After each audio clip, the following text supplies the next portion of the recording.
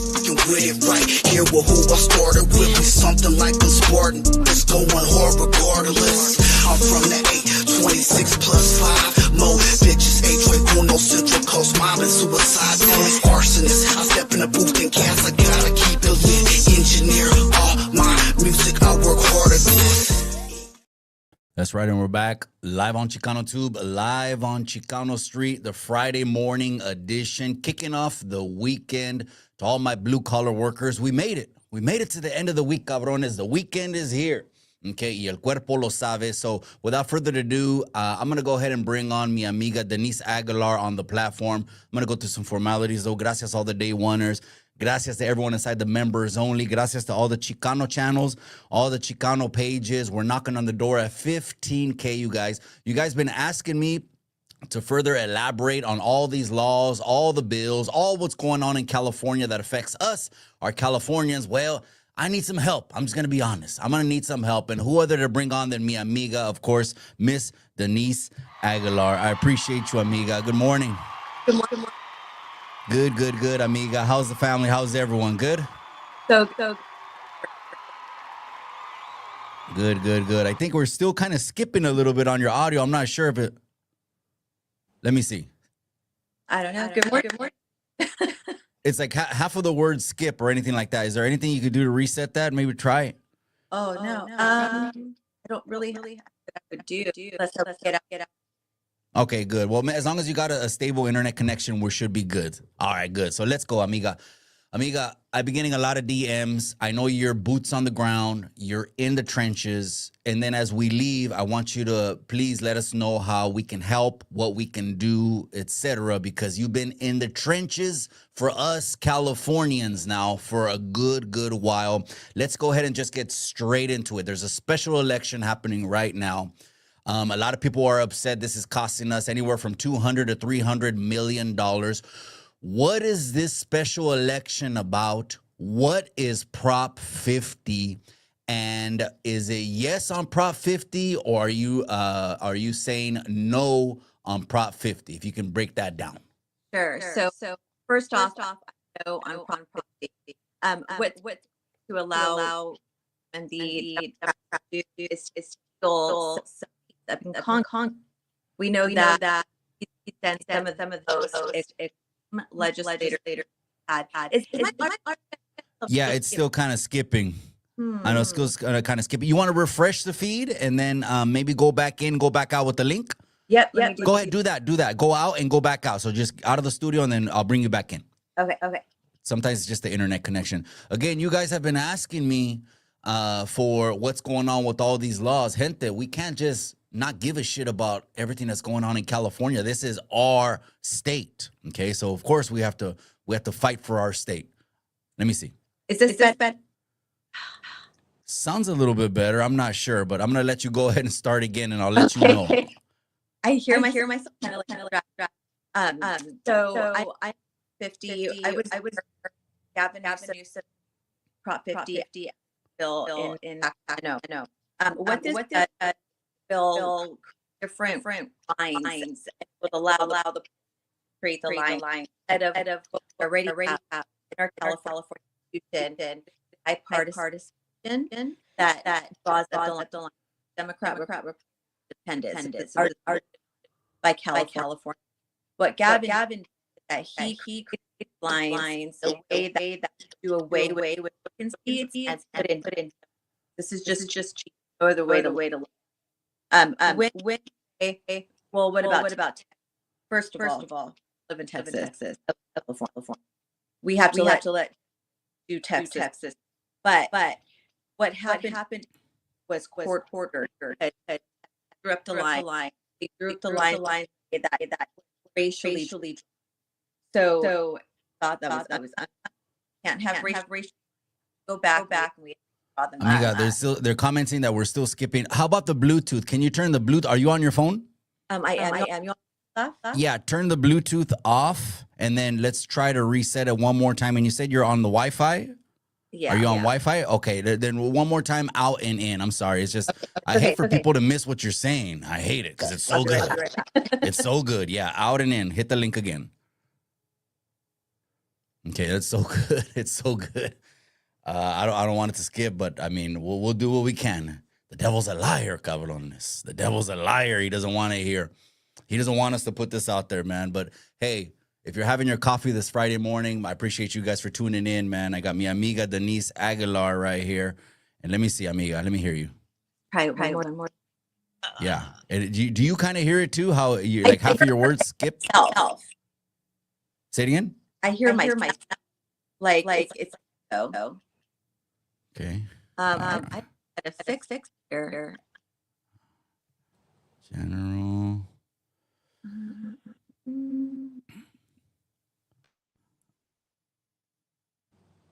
I have no idea. I mean, of course this would happen. Oh, is that better? Good. That's it. We did it. Oh, perfect. All right, gente, we are back. We're on right now. Okay, that was a 5-minute delay. But look, amiga, I wanted to bring you on because people like me, people like American Cholo, we care about California. We ain't going nowhere. We're going to fight, fight, fight. And so I want you to explain Proposition 50. What exactly is it? Because a lot of these signs say defend democracy. And a lot of the signs say fair elections for all. Is that true? Is that a lie? And then are you voting yes or no? Please, if you could break that down. It is such gaslighting. And I'm just going to say we're a union family. My husband's union sent a letter saying your paycheck depends on this Prop 50. Vote yes, which is, it's a lie. That your paychecks have nothing to do with this. But this is the type of lies and gaslighting that the Democrat Party is doing right now. So let me just start over. So Prop 50 was brought in as a trailer bill. So trailer bills are introduced at the end of the year when they're trying to push and ram legislation through. So originally, Californians voted on a nonpartisan commission, Citizens Commission, made up of Democrats, Republicans, and independents to create lines that would be fair for Democrats and Republicans. This is already in our California Constitution. So what Gavin did is, oh, well, Texas is redistricting, so California is going to redistrict. And then he went a step further to say if any other state redistricts, California is going to do it also. Now, these redistricting lines are made up of politicians. The politicians are the ones, and if you look at the lines, like in Lodi, where I'm at, it's cut up into 4 different districts, and they don't have anything to do with another district that they're cut into. So not only does this disenfranchise Republicans, remember 40% of Californians voted Republican. Not only is this going to disenfranchise Republicans, but it's also going against our California Constitution and allowing politicians to create these lines. And they're saying it's only temporary, but where have we heard that before, right? We did that with COVID. It's just temporary. And then we were the most locked down state in the nation.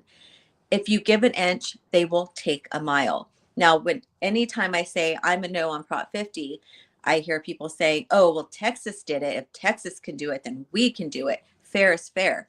That's like they're cheating. So hold my beer. I'm going to cheat even more. Just watch. Texas was forced to redistrict because their lines were built on race. They had the African American vote was cut up into races. That is how they districted out Texas. Races and districts should not be built on race, nationality, or even politics. It should be fair. That way there's fair elections. So what Prop 50 is doing, not only are they releasing propaganda saying that, oh, your paycheck saved democracy, Trump has nothing to do with the redistricting in Texas. This was court ordered. And now they're looking at their constitution to see if it's even fair to create districts based on race. Nothing based on race, right? We're all talking about like race is a big hot issue right now. How about we just stop talking about it and focusing so much on it and start talking about fair elections? So this is actually going to be very detrimental to California. We already know the 3 of the 5 seats that are going to be taken, which is Senator Richard Pan. He is one of the most extreme legislators we've ever had in California. He's responsible for removing vaccine exemptions from 277 and 276. He was also trying to pass a COVID shot mandate for all children in public and private school. We have him. We have Senator Mike McGuire. He was the Senate president. very extreme, sold us out to the California Teachers Association and Robert Rivas, who is the chair or the Speaker of the House, also one of the most extreme legislators. So it's definitely not going to be good for California. And we should just ask ourselves, do we want to trust politicians to tell us, don't worry, we have you? Or are we going to continue to work with the citizens that we said we wanted to drop the lines? Now, do you think this is in response to California California flipping 10 counties during the last election? Do you think this is like a long-term strategy? Because a lot of people can't see it, but these people are planning long-term. They're planning 2, 4, 6, 8 years in advance while we're just playing checkers on a couple months of our lives. Do you think that's in response to the 10 counties that flipped? Oh yeah, this is a direct response to how Californians voted. Even though you may see it on social media, like the people are the loudest talking about how they love the Democrats. In actuality, in reality, Californians are sick and tired of what the Democrat policies have done. Everyone who is suffering financially, who is dealing with their children not getting the proper education, dealing with, the food, the environment, homelessness, every issue that we have in California is because of the Democrat Party. We're in the supermajority. There's no Republicans here that can put any policies forward that are controversial that'll get passed. They're neutered. So yes, Democrats definitely play very strategically, and I'm talking about like decades out. They plan these things, and Gavin saw that there were, counties like mine that flipped red. So let's redistrict and make it blue. Gotcha. What do you tell the people? There are some people, and some of them are social media influencers. I don't agree with this, but what do you tell some of these social media influencers that kind of just ride the fence and be like, well, I'm not going to vote? What do you say to that? Then don't complain. Like, I honestly don't complain. I know our voting system is not the best, right? I don't feel like we have secure elections.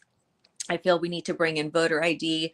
We need to vote in person, all of the things that we used to do. But these people who have an opinion about politics and then say they don't vote, how about you just not talk about politics then? I mean, if you're going to complain and say, oh, Democrats do this or Republicans do this, but I don't even vote, that is the one thing I really despise when people say, like, it's the same bird. I'm not going to vote. I'm not going to do this. Well, these people, our state representatives, are the ones who are making the decisions that impact our daily lives. A lot of people are concerned about federal, and I'm not really concerned about federal. As we can see, Newsom broke away from the federal recommendations, and he's controlling the state. Our state representatives, our board of supervisors, city councils, school board members are all making decisions that impact our children, that impact our livelihoods and our families. It's about time that we start taking control of our state and our politics by actually engaging, getting involved, not just voting, but keeping our hand on the wheel, making sure we know who our elected representatives are. This is why we're here, right? We all kind of vote, and then we're like, they can do whatever they want to do. Nobody knows what they're doing. So of course they're going to do whatever they want to do. There's nobody there to keep oversight on the decisions that they're making.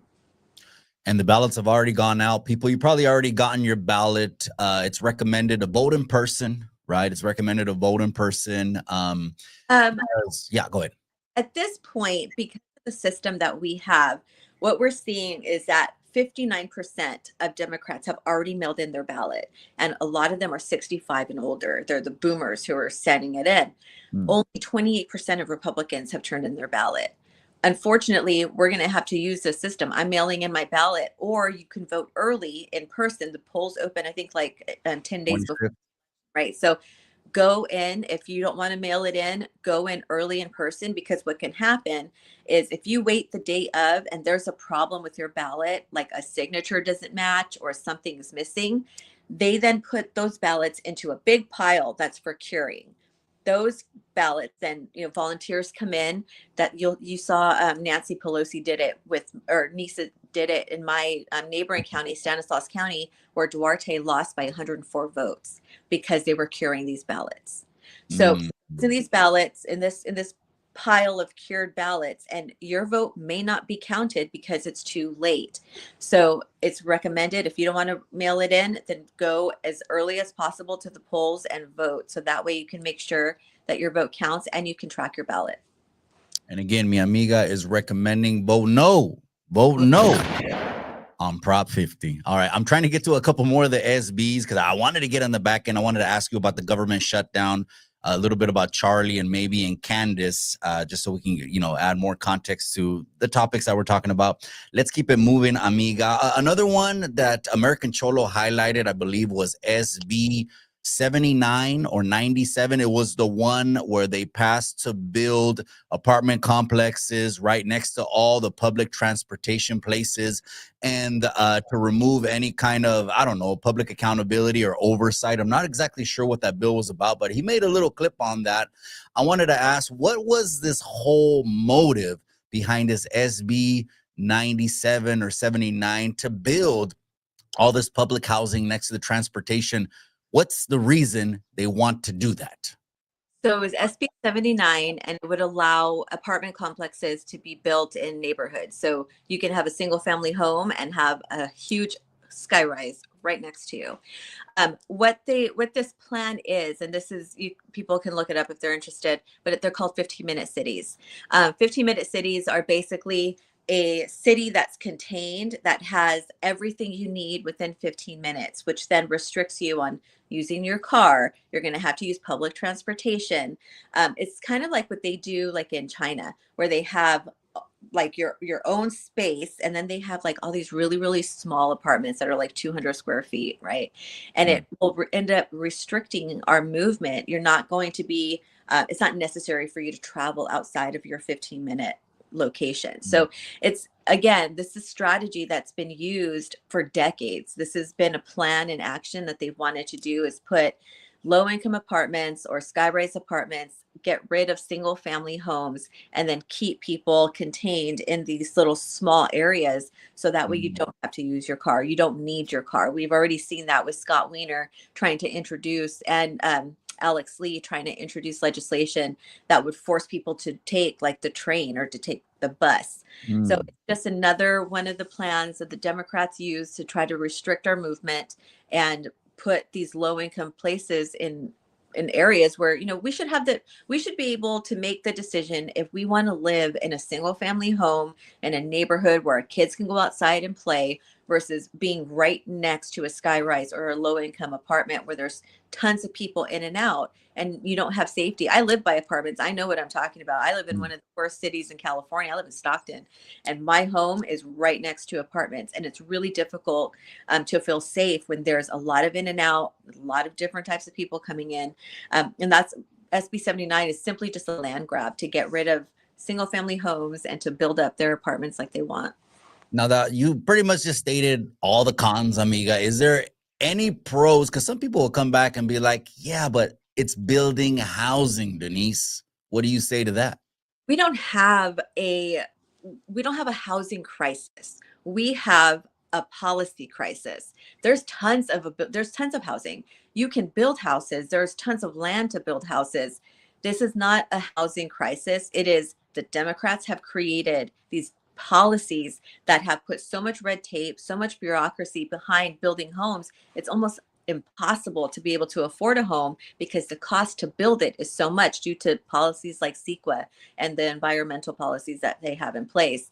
How about like in my area, there are so many closed down buildings that could be apartments, but these people would rather hold on to a vacant building because of taxes. So how about we start talking about bringing in these old apartment buildings, redoing them, build them up, so that way families who do need apartments or who do prefer apartments have that ability to do that. We don't have a crisis when it comes to housing. It's, Democrats have created such restrictive policies, and you'll see that because in SB 79 and while building out the Palisades, you can hear Gavin saying, we're going to ease the restrictions so that way it's a little bit easier. How about we just talk about easing the restrictions so that way families have the ability to purchase and afford homes? Yeah, exactly. Do away with the red tape. This idea kind of sounds like the monorail bullet train idea. It's Nowhere. It sounds like the bullet train idea, and that idea didn't go too far. The funding went out, and I don't know what's going. I don't even know. There's empty built train tracks for a bullet train that we had to eat the cost in. And Yes. people get mad as far as our taxes because we have to pay taxes in California. Like this special election we talked about, $300 million. Yeah, that's coming out of our pocket. It is. And then this idea here, go ahead. Right. We're all like starving. We're all trying to make it. I mean, I'm a stay-at-home mom. My husband's a union worker. But we are all just trying to make it, to put food on the table, gas in the car, and be able to have some fun with our family. And instead of addressing the cost of living in California, Gavin not only takes 300 million out of our taxes or out of our money, he also takes 50 million to Trump-proof California, to sue the Trump administration over things that are just completely unnecessary, and $25 million for legal fees for people facing deportation. While we're trying to get our feet on the ground and to just live in California, this is where our tax money is going. Governor Newsom has been trolling as of lately Joe Rogan. He's trying to get on the Joe Rogan podcast. I think they figured out that the heartbeat of the people are independent media, right? Because that's one thing that 47 and 45 did. He tapped in, right, with independent media, and he had, now he has more independent media come to the White House, et cetera. We're going to get to the government shutdown, but I don't want to talk about that yet. We're going to get that on the back end. I want to switch it over to another bill. B727, amiga, you said that is something. And let us know if these things have passed or are on the ballot. I'm not sure, because only thing I know about that's upcoming is a special election. B727, a pass that requires schools to put the Trevor Project on the back of ID cards. I have to admit, I'm completely ignorant to what this is right here. Can you let us know what this is and what are all the red flags about that we should know? Sure. This is AB 727, Assembly Bill 727. It passed and is now it's signed into law. This was one of Gavin Newsom's Trump-proofing California. What this does is it mandates the Trevor Project be put on the back of every high school ID card, along with our 988 number. So California has a suicide prevention number, which is 988.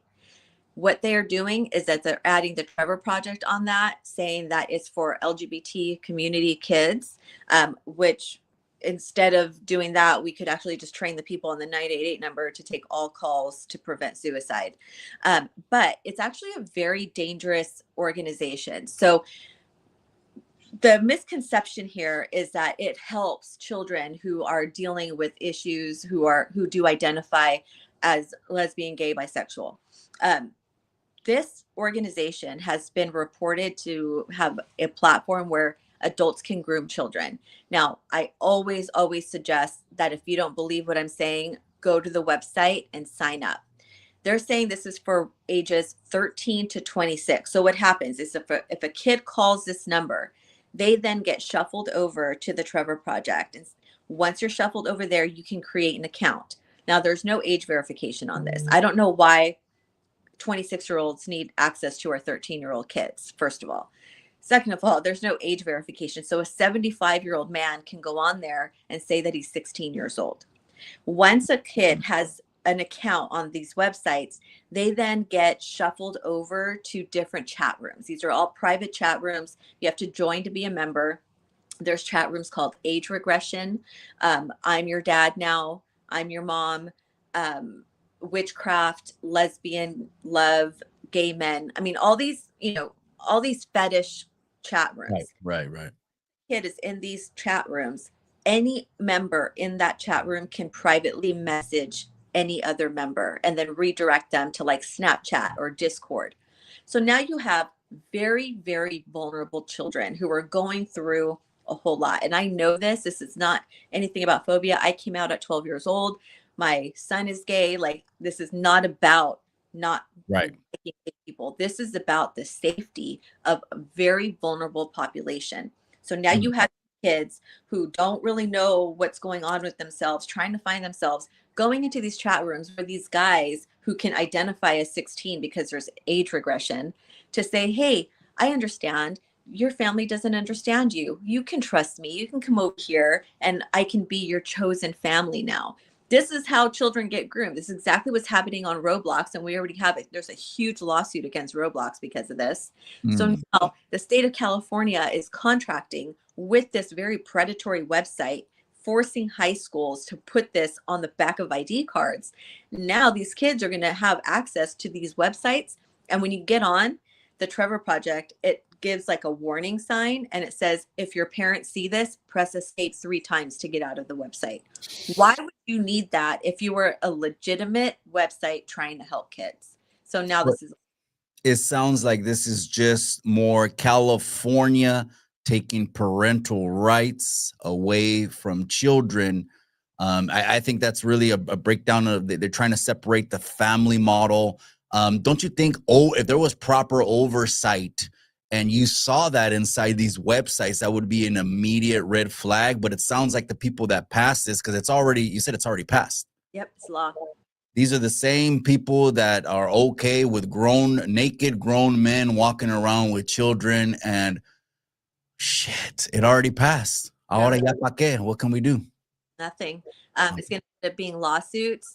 Yeah. And this is what they do. They play on the heartstrings of people of saying, under the umbrella of LGBTQ, we're going to protect these kids.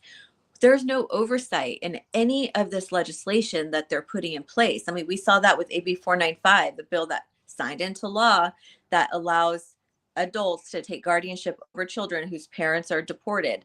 There's no oversight in that bill. Now, people can just download a simple form and use it as a permission slip and take a kid and put him into a different school or take him to the doctor and make medical and mental health care decisions with zero oversight. In the foster care system, there's fingerprints, home checks, home visits, interviews, all these things to make sure these kids are safe. Instead of putting those checks and balances into the bill, AB 495, they just said, nope, you just use it as a permission slip. No fingerprints, no home visits. You can't even call CPS if you think that there's any kind of abuse. They're going to be protected under that law. And Gavin Newsom signed it. Again, this is him trying to Trump-proof California. The AB 495, it kind of sounds like that program with unaccompanied minors. Like there's very little to do or supervision or oversight, and they handed over all these minors, hundreds of thousands of minors, to people that I think they could fake who they are right on there. I'm the uncle, I'm the aunt. I'm sure there's not enough employees or people to verify these things, so they just say, yeah, sure, let's go. That AB 495, oh my gosh, that's crazy, amiga. I'm like, it's awful. And again, they play on the heartstrings of people saying this is for immigrant children or children of immigrant families. Nowhere in that bill does it only apply to those children. Nowhere in that. This is a whole capturing of children in California. If they really wanted to target one demographic, it would be in the law. If they really wanted to protect these kids, there'd be oversight in the law. Instead, it's just here. They actually wanted teachers to be able to do this, coaches, mentors to be able to do this. Because of the outcry that was, Californians had, they fixed that piece, but it's still a bad bill. Good intentions don't supersede bad bills. So now this is California children are going to be lost in a system, but who cares, right? They're just children of immigrant families. They don't care. So you're saying children under this AB 495, if they can pick to go away, can they also use this to pick to go away from their parents and live with someone? That's AB 665. That was passed last year. 12 years and up can decide to leave their home and check into a residential shelter ran by the state with no parental notification required. They can go to school, talk to their counselor and say, I don't feel supported at home. I want to go into a shelter. Well, yeah, sure. Here you go. The school can then facilitate that move to a residential shelter and then notify the parents. There's no due process. There's no court on this. The child is able to make that decision. So now we put all of these bills together, right? We put 665 where a kid can decide to leave home. We put 727 where the adults can say, hey, you can come live with me. I'll protect you. I'll support you. And there's no due process for parents. Parents have absolutely no say anymore. It's really scary to be a parent in California when you know about the laws. Holy smoke. You just connected all the dots that I'm sure the viewers are that just blew me away, and it blew all the viewers away. This is the game plan, dirty politics going on behind the scenes. Geez, I'm glad. I'm so glad I brought you on, amiga. I want to take it over to you messaged me about SB 414. That's talking about the oversight to the charter schools. Has that passed? Pros and cons on the Senate Bill 414. Sure. So this was actually a competing bill with the bill that we killed. So this year, the California Teachers Association wanted to basically destroy non-classroom based charter schools because schools are going bankrupt. Families are pulling their kids, they're homeschooling, they're using charter schools. The public school system has completely failed these kids. Well, the California Teachers Association used Al Marisucci, the author of the bill. He's also running for superintendent of public education, and the CTA donates millions of dollars to Democrats. So this bill would have put in oversight, right? 414 would have put in oversight because this is, there's fraud. There's fraud in public schools. There's fraud in charter schools. If only we had the same checks and balances for public schools. But the legislators wanted to make sure that there was some oversight with charter school finances. So Al Marisucci had one bill, AB 84, that would destroy these charter schools. We killed that bill because most of the legislators were like, absolutely not. We know what this bill is going to do. We're not going to support it. So there was a competing bill, SB 414. This put in oversight. This bill was written by Senator Ashby, and it was written with the California charter schools. Passed through legislature, both houses. All the legislators were on board with it. They were like, yes, we like it. It's perfect. Gavin Newsom gets a phone call from the California Teachers Association, and he vetoed the bill. So families in California wanted it. I guess oversight wasn't that important, huh? So families in California wanted it. Legislators wanted it. The California Charter Schools Association wanted it, but Gavin vetoed it. So that means next year we're going to have to deal with this again because they want to get rid of charter schools, which is really sad. When we were talking to the legislators, we were working with some of the criminal justice groups as well. Foster kids use non-classroom based charter schools. Incarcerated youth use non-classroom based charter schools. Pregnant teens use non-classroom based charter schools. Doing away with these programs would do away with these kids' opportunities to actually get diplomas instead of just getting their GED. So not only is he siding with the California Teachers Association, but he's also attacking education choices in California after he locked down kids for years, putting them on computers to learn in school, which it didn't work. Now our kids are graduating illiterate with no life skills. This is, again, the dirty politics of lobby firms like the CTA being able to make these decisions and move away from not just the people of California, but also the legislators who wanted this bill. So now Gavin Newsom's going to attack California's kids' education again next year. Well. His seat, the governor's seat, I think is it coming up next year? 2 years. Oh, 2 years. So it's in 27? No, 26. I'm sorry. I thought it was 24. Oh, yeah. Okay, so next year. So that's what a lot of people are boots on the ground about. I actually think this time, because there's been a lot of polls, amiga, and when referring over to like the theme, I guess the theme of this whole thing, we've been talking about the Democrats. I think people picked up on the theme already, but it is what it is, right? Let's just go ahead and speak the truth. There's like nobody else to talk about or to blame. This is literally on their hands. Right. And so who do you think is the biggest adversary to Governor Newsom's seat next year? And who are you behind? For me, I think it's too early to tell. I will honestly get behind the rep that the one that'll win. I mean, we have Chad Bianco and we have Steve Hilton, who are the front runners right now for the party. I need to hear debates. Like I need to hear positions, and I haven't heard from Chad Bianco yet. But I'm hoping that the people of California will actually be involved with elections, but more so, I am hoping that we can get voter ID on the ballot, because none of this really matters unless we have fair elections. And you have Sacramento sheriff reported 100 ballots in a homeless camp for no on Prop 50. I mean, mail-in ballots are just, they don't bring fair elections. So it's really hard to feel confident when we have so many issues with our election system. We need to fix it. We need voter ID. I really hope that passes. Carl DeMaio has that. It's going to go onto the ballot. So if this is something that you're interested in, he's looking for volunteers.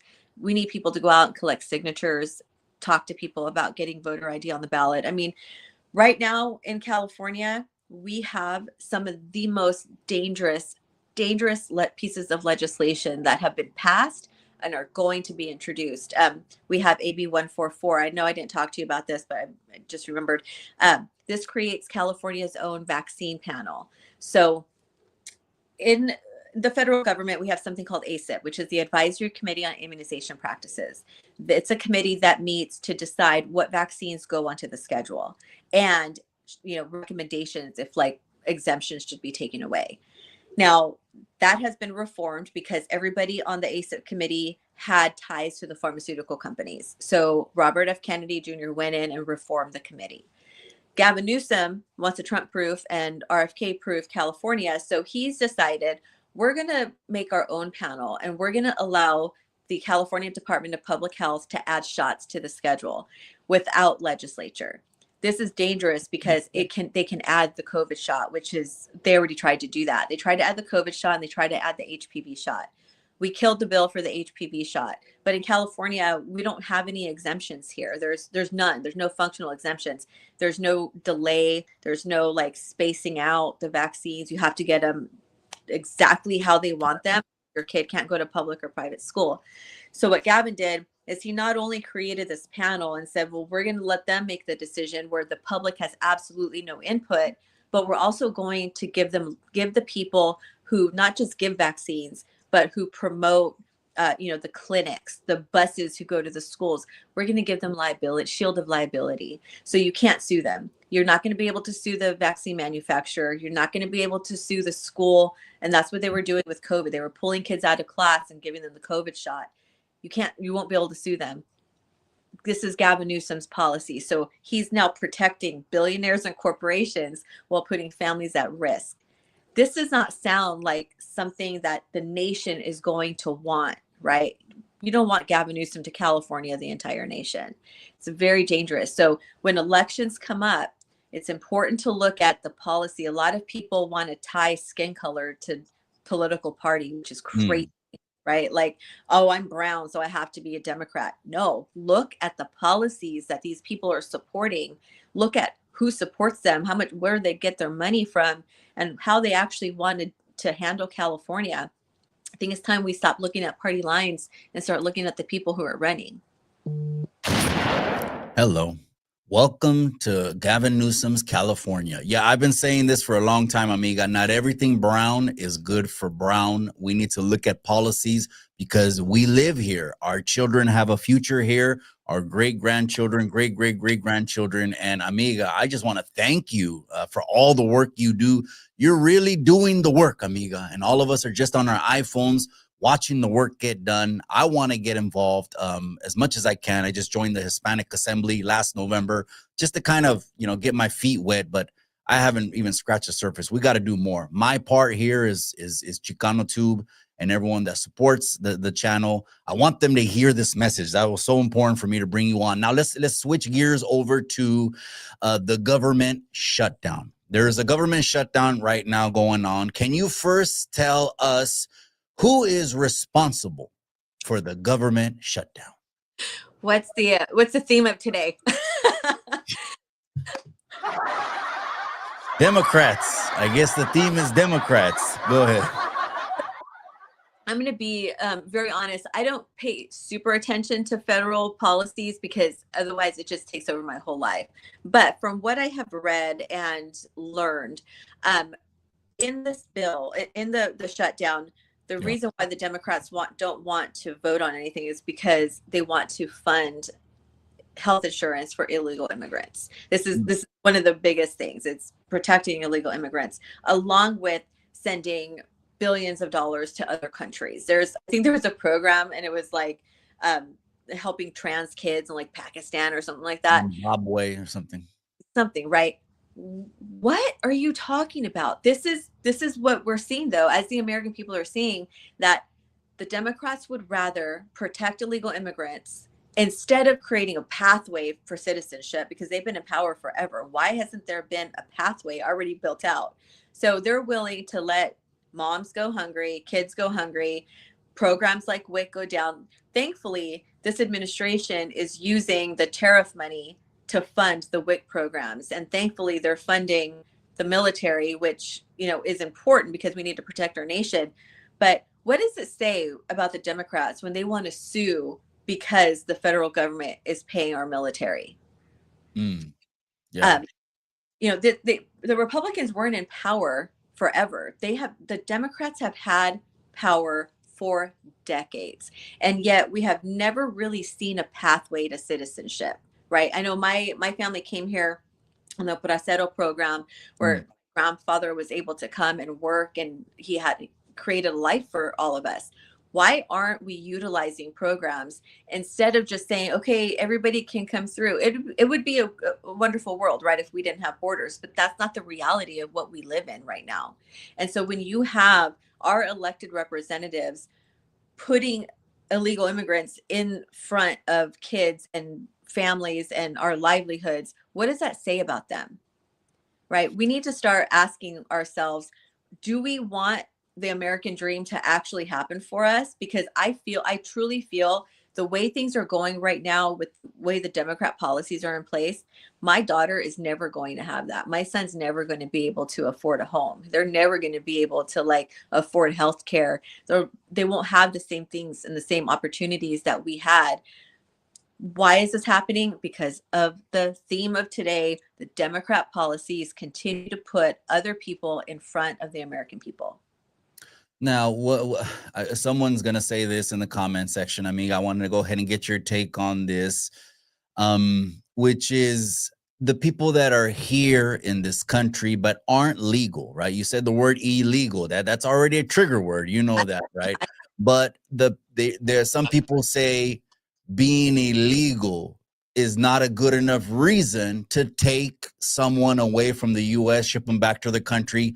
If they've been here 10, 20, 30 years, have an EIN, taxpayers, their kids are established in college, have careers, and then you have these videos that come out, then they're throwing, this one video went viral, this paletero is standing in front of his ice cream, truck, and he says, well, I just got an order to leave the country. I've been here 20 something years. My kids are in college, but I'm going to go. I appreciate the opportunities in this country. It was one of those kind of little gut wrenching videos. What do you think as far as that goes? If they don't do anything illegal, but come over here illegally, I'm going to say that, right? Because it is illegal to come over here illegally.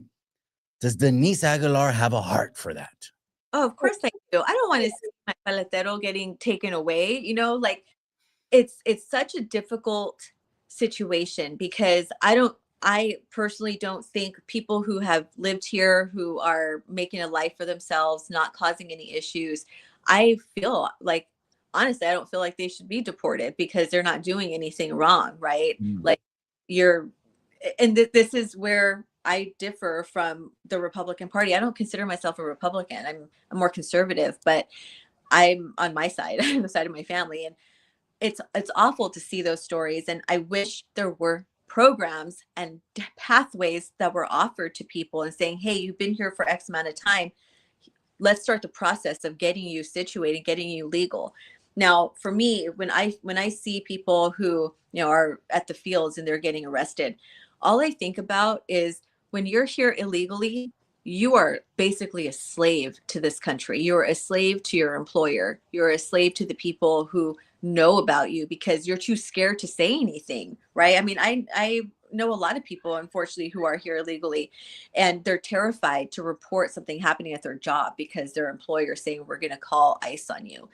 Why can't we have programs for people like this, an easier, cheaper faster way to citizenship, give them better opportunities so that way they don't have to leave their home. Unfortunately, when Biden opened up the border, you know, growing up, immigration wasn't a problem. It was an issue, right? Kind of knew about it, but La it wasn't migra. a problem, right? Until the Biden administration opened up the borders and started bringing in people, not just Mexico, that wasn't really the issue. It was like people from like, Iraq, it was people from China, it was all these different countries. And so when people think about illegal immigrants, they only think about what the media shows them. Oh, they're brown, so they're, it's only Mexicans. To My mom, trigger them. Yeah. because they know that pulls on our heartstrings. I don't want to see a paletero or a farm worker getting deported. But because of the way that the Biden administration did this with the border, giving so much taxpayer money, thousands of dollars in food stamps, in cash aid, apartments, cars, scooters, we saw these things happening while American people, kids are like living under bridges. There's a family living under a bridge here in my city. Why is that happening? Right? So I completely feel for that. I don't feel that if you're here and you're working and you're not causing any problems and you have your family here, I don't feel that they should be deported. But unfortunately, Biden created such a problem that now it's causing this to happen. I mean, I just personally hope that this administration starts talking about making it easier for people who have been here for so long to get citizenship so they're no longer scared. So you're saying basically, since the last administration was so open about letting anyone in, that it's okay for this administration to be aggressive to fix that problem. I mean, no, I don't like that framing of being aggressive. What I hoped was that when this administration took office, that they would start moving the people out, like, on the East Coast who were taking over apartment complexes, the gangs that were happening. I hoped that would be the target. I don't want people to be deported just because they came here 30 years ago and worked. Unfortunately, though, that's not the situation anymore. Like when people were crossing over from Mexico, it was legit families, right? Just trying to come over here and make a living. Now, when you see the video of all these people crossing, there's no families. They're all men. They're all military age men. I don't think I don't feel safe with that. You know what I mean? Like, I don't feel safe having hella military age men coming over. I don't know who they are. I don't know where they came from. Like, you don't know anything about them. So I think there's such a big difference between the people who've come here before and then the people that Biden let in and the people who coming here afterwards and all the money that was invested in them. Like I said, I just hope that this administration would have cut back the people who were coming from like Venezuela, places that were really dangerous, and stopped providing so much taxpayer money so that way they can live and start reinvesting into our communities so that way our kids and our families, Black and brown and white and Asian, all the families had opportunities to get out of poverty. Absolutely. Let me go ahead and switch gears with you. Just breaking news. I think it was last week. We finally had phase one of what looks to be something long-term, which is the Israel-Gaza conflict. Been going on for thousands of years. We know it goes all the way back to Jacob and Esau and all that. But amiga, the curious thing to me was all these pro-Palestine advocates wanted peace and the genocide for 2 years. They couldn't stop posting it. And then when it finally happens, they go ghost and stay silent. I want to get, what do you think when you're championing a cause that you really wanted to push across the finish line, and then it gets pushed across the finish line and you don't want to be in the congratulatory circle? What do you think about that? The fake outrage. I mean, it's fake social media outrage at this point. Everyone should be celebrating that there's peace, right? Like, I honestly, when there's war, this is not about like the leaders. The leaders are not caught up in war. It's the people who are the ones who are caught up in war. If you are really about, like for me, if I'm really about something and it happens and we have victory, we're going to celebrate. But what we're seeing are people are so mad at the messenger. They hate Trump so much that they're willing to just be silent and not actually stand for something. These people don't stand for shit. If you don't stand with your chest out and you're like, yeah, I'm, thank God we have peace. Thank you, Trump, for doing this. Then it was all fake outrage. But this is what social media is. It's constant. People are going to be mad when they're told to be mad, and they hate Trump so much that they're willing to just not even celebrate the fact that there's peace at this point. I saw that. Again, we're talking about Trump, and the theme of this video has been, well, we talked about Democrats, but again, I'm like you. I'm a conservative. Before I'm anything, before I'm a Republican, libertarian, liberal, which I'm not, or before I'm anything else, I'm a brown man. And I try to always bring this on a common sense level to people. Policies are the most important thing, and the person that's getting the policies across the board and passing them is the person we need to get behind. It's just a common sense approach.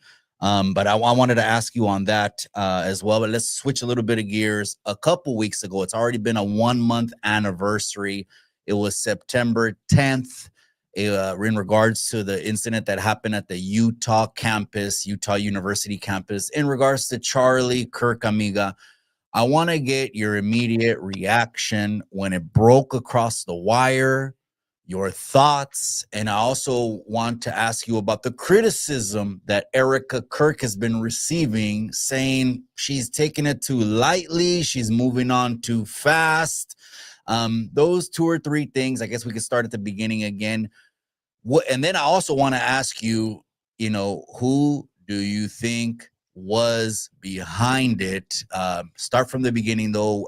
What did you think when you heard of his passing? Oh, it was awful. I mean, I was at the Capitol when it happened, and we were sitting in one of the rotunda areas, and it was like the shot heard everywhere. We had legislators coming out to us and like, did you see this? Did you see this? And it's awful because this is a space that we're in now where people like me, right? Because he represents people like me who do speak out, that instead of having conversations, it's okay to just hurt somebody, right? And I get a lot of death threats, and it's like, how did we come to this society where because you don't like the speech that someone has, that you're willing to take their life, you're willing to take the life from their children also, and their wife? Like, it's scary to a point. Like, for me, I get crazy amount of death threats. I don't feel scared to speak out, though, right? Like, I'm a complete walk in face. Like, I'm not going to be scared to say what I have to say. I'm not going to apologize for how I feel or how I think. But we have to start asking, like, what kind of mentality do you have to think that it's okay to hurt somebody like that, to take their life because they are saying something that you don't like? There is no such thing as there's no such thing as fixing speech with violence. Like, if I don't agree with what somebody says, then I just don't agree with it, right?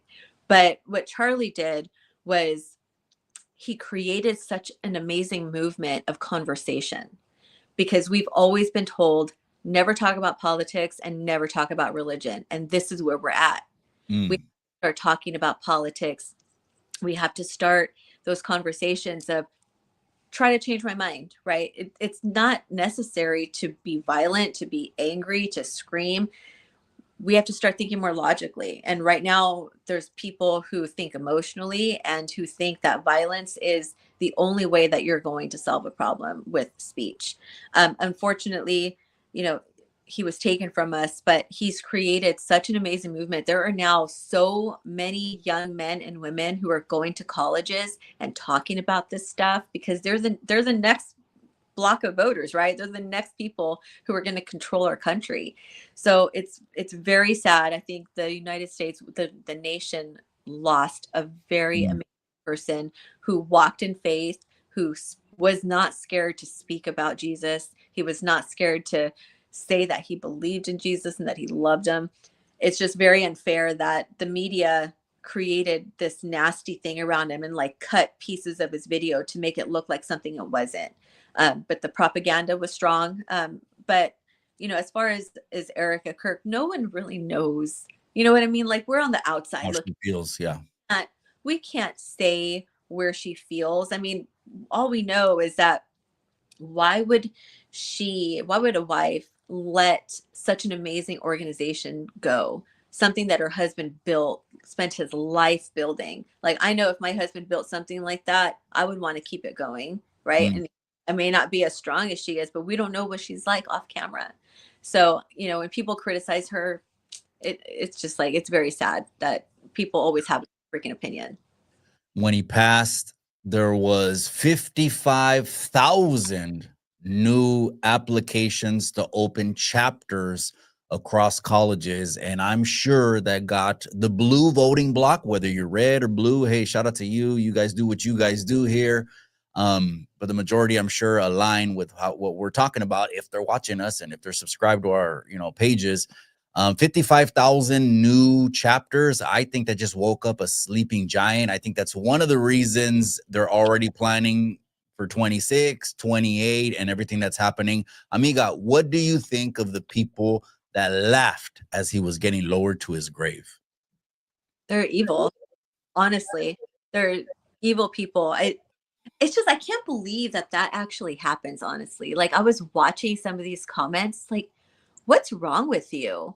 Like, why are you such a miserable ass person that you would celebrate someone's death? I would never. Like, even for the people that I wholeheartedly disagree with, I'm not going to celebrate death. Like, that's straight up Satan on earth telling lies to people. It's very upsetting that people are like that. And that's where the consequences come in. A lot of people got fired from their jobs because they went on social media talking about celebrating this. And they were saying, oh, well, now conservatives don't want to, diminish my free speech. There's a difference between free speech and a difference of consequences.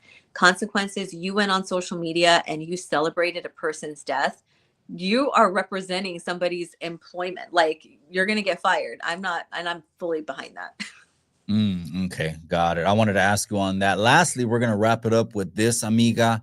I wanted to ask you about this. It seems like a saga has been going on with Candace, and I'm talking about Candace Owens. It's sometimes I don't know whether it was she was coming from a place of I got to get this out there because this is the truth, which is genuine and which I respect and I want to know the truth in all circumstances, or if it was these claims were just so outlandish, it was for her brand and to boost her brand. But she has said 3 or 4 things that have come way out of left field. First of all, how do you feel about Candace and all her claims in regards to the passing of Charlie? Honestly, I've been paying attention to it. I just feel like it was too soon for all of that to start happening. I understand, like, as a friend, you'd want to defend your friend who's like, hey, this is not what happened. My friend was killed. But I just feel like it was in a little bit poor taste. It was too early, too soon, and too much. But like I said, I have not been paying attention to Candace Owens. She's not really on my list of people that I listen to. But I just couldn't do that. Like, personally, if I was close friends with Charlie Kirk, I would not be able to like go on and start talking about stuff like this. Not yet, at least. Maybe do it on the back. She's been coming from this whole angle that it is a Middle Eastern Israeli thing. And I don't know if you've heard of these things. There's a lot of podcasts that talk about these things, right? That say, hey, that people, that country, and we're talking about Israel in particular, they govern everything, they run everything. The richest people in the world come from there. And then she was alluding to some text messages her and Charlie had 2 days before his passing, saying that he's going to switch his pro-Israel stance. And all these, I guess, theories, if she's trying to connect the dots on that. I did think it was too soon on that. I guess my last question to you is, are you pro-Israel? I don't even follow that, to be honest. Mm, Like mm. it's not on my radar. When people ask me that, I'm like, look, I'm just like pro people. Like I just want people to be taken care of. These leadership in different countries, our country and other countries, like I said earlier, when there's war, when there's battles like this, it doesn't impact the leaders of these countries. It impacts the people. Mm. So, I don't have a position because I don't pay attention to either to that stuff. I get it. So it's kind of like what you said in the beginning, like the federal government. Yeah. That's one thing, but that's the federal government. I'm here. I'm boots, trenches, Stockton, my section, the state. Yeah, really, it really is. I mean, I am so like inside California politics. Like I live it. Literally live in Sacramento when it's legislative session because we're working so much. My only focus is my state because we are in such trouble here. Like my kids live here, I live here. That is my only focus. I know there's a lot of other issues going on, but I can't do that because I do other things. So, it's just not, that kind of stuff is not on my radar right now. I'm just really, really dedicated to the work in California, making sure that our children have policies here that are going to support them, that families are supported, and that we start really looking at parental rights and what's going on with the laws that have taken place here. Absolutely. Absolutely. Something popped in my mind. I want to get your thoughts before we go. That was something that kind of fits in the theme of what we're talking about. It recently has come out, documents from the Department of Justice, that there was 275 federal agents on the ground at the Capitol when January 6th happened. It basically has debunked everything that everyone has said for years. January 6th, January 6th. Well, that's been proven to be a lie. I wanted to get your thoughts on that, or is that a federal thing? Que ni te importa, I don't care about it. Or what are your thoughts when this corruption and this fakery and comes to light? I mean, we all knew it. Logical people knew it. I was there. I saw the kind of the officers that were situated. I mean, I saw the whole situation, right? I was on stage and we were talking about California vaccine policies, and I'm standing there and I hear all the stuff behind me, and I'm like, what? We're all like, what's going on? We look, and you can see that the officers were opening up the gates for people to walk in. I mean, it was all just crazy. And I'm glad finally that the information's coming out. I mean, it was very chaotic and very upsetting to see so many people get caught up in something that was led by the federal government. And who was behind the whole thing? The theme of the show has been Democrats. Amiga, I want to end it with this. Can you go ahead and give the people your last words of how to vote, what's coming on, words of encouragement, what the people need to know, and what are you getting prepared to legislate against, or are you preparing for the governor's seat next month, how to mobilize? Give the people your last thoughts on everything, what we can do to help, and also how to find you and how to help you. Sure. So yes, we are definitely getting ready for 2026 legislative session that begins in January. The bills are already written.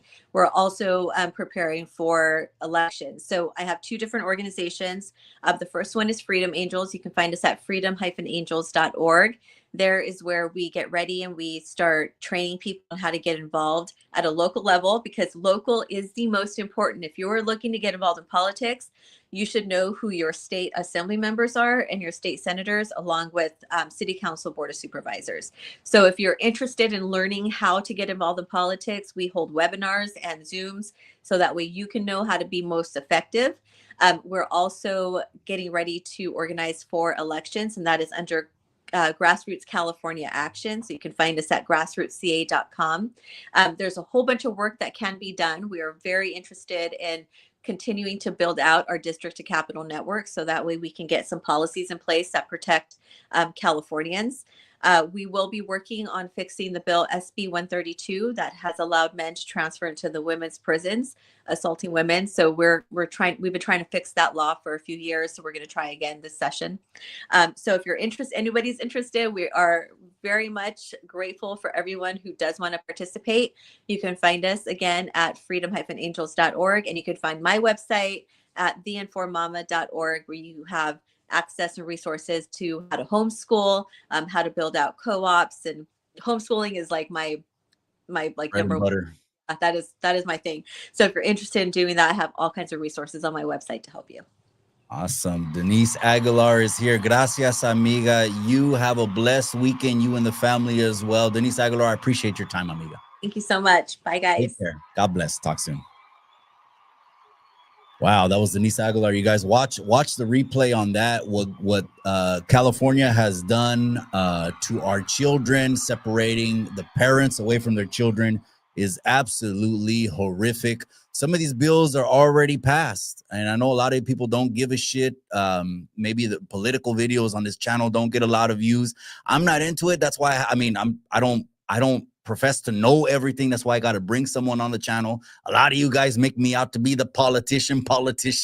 I'm not the politician, man. I'm a small town Chicano, grew up in East Salinas, spent 10 years of my life, 3 as a juvenile, 7 as an adult, wasted staring at a concrete wall, thinking I'm a tough guy, turned this shit around, got into hustling, and here I am. But I am going to spend the latter years of my life doing something good, doing something positive. Amiga Denise Aguilar, I appreciate you guys. You guys go ahead and watch the replay. Have a blessed weekend. I'll tap in with you guys. I think we're going to go live. Is it tomorrow morning or Sunday night? I'm not exactly sure, but hey, hit that like button, hit that subscribe if you're watching on YouTube. If you're watching, oh, gracias. We got a new subscriber right there. Gracias to you that subscribed over right now.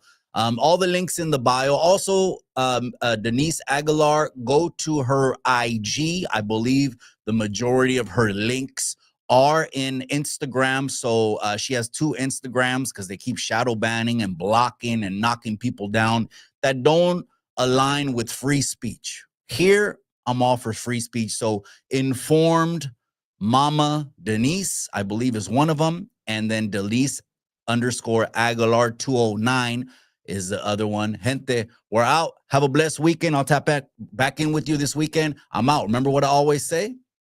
In the end, all you got is the memories.